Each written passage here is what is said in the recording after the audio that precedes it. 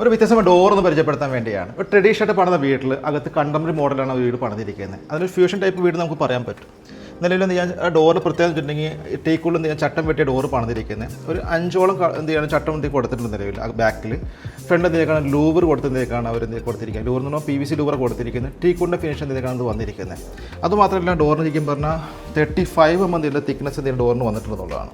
ആ 35 എന്ത് ചെയ്യാൻ പറ്റും, ലോക്ക് നന്നായിട്ട് വർക്ക് ചെയ്യാൻ പറ്റുന്നുണ്ട്. കാരണം പ്രീമിയം ലോക്കുകളൊക്കെ ആകുമ്പോൾ ചട്ടത്തിന് നന്നായി വീതി വേണം, അത് കൃത്യമായി ചെയ്യാൻ പറ്റിയിട്ടുണ്ട്.